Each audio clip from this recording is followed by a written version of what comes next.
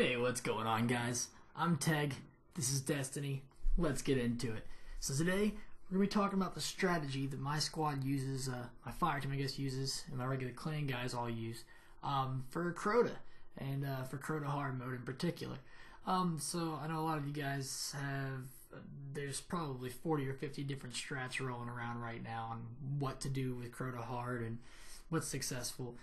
So you're going to know a couple things that we tend to do similar, and a few things that we do a little bit different than everybody else. A lot of groups are doing anyway. So we do play front of glass in the mid. A lot of people do that. It works extremely well. It makes it simple. Sword bearer comes out, you down the sword bearer. You don't really have to worry about boomers too much, and then if you definitely don't have to worry about the witch when you kill the boomers. So we play from there. We drop the sword bearer, grab the sword, get up. Typically we have a Titan with a bubble follow up. Blessing's Light is really awesome here. What it does is if the boomers do happen to shoot at you, it keeps you from dying while you're smashing Crota. Typically, if we can, we've got a hunter in there carrying the sword so he can blink strike and obviously go invis. It makes life a lot easier. You're going to see that I do that here in this clip. It just makes things easier. That's all there is to it. It keeps you from getting killed when you're trying to get out, and it lets you potentially get that extra hit in.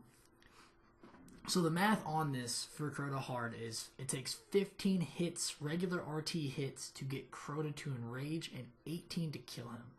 So you want to get as close to that as you can before you go into what would be your final sword.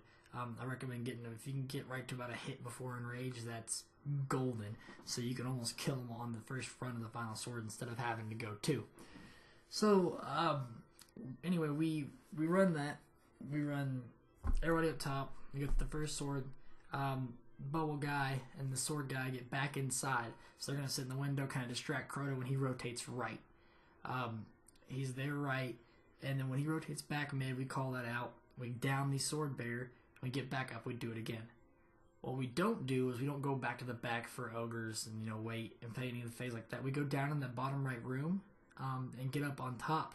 So as soon as the first ogre spawns, well, the two spawn at the same time, but as soon as the right ogre spawns, we can instantly kill him. So we down that right ogre. We put a bubble up in the window or in the doorway, and we hop in and out of the bubble to kill the second ogre. At that point, everybody hugs the left wall and gets back up top, except for whoever's going to run the sword. This is where we differ from a lot of people. We leave the sword guy down in the bottom.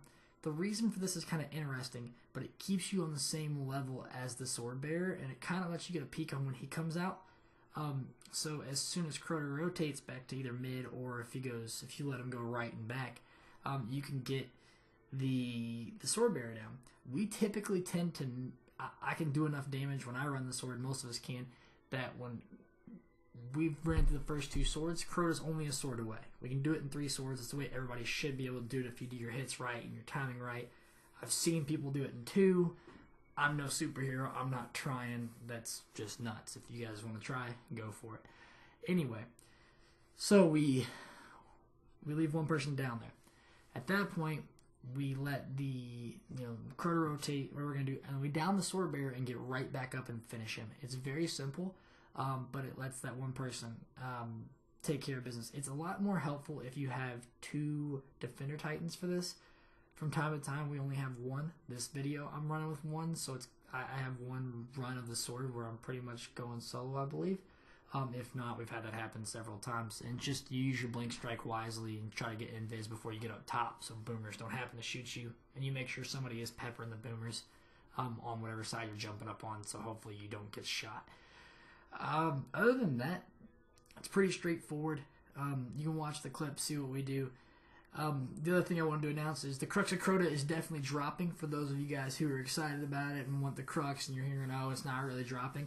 G5, one of my clan guys, is going to get the Crux right here in the video at the end, so that's pretty sweet. I was kind of jealous, I can't lie. I forgot to put my glow shader on, and apparently that's a trigger that has to be active in order for the Crux to drop. It sounds kind of weird, but nobody's gotten it on their first run of a character on a random luck drop or anything. It has to be a second run, potentially, of a character or more, so you've had to have beaten it once.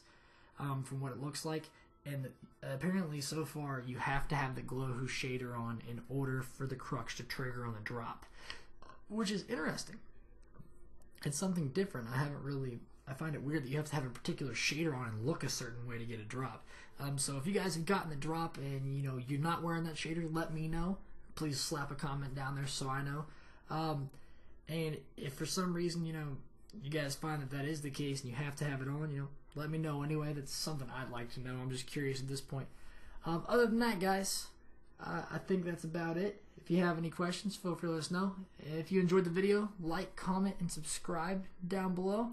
And other than that, guys, I'm Teg. This is Destiny. I will see you later, Guardians.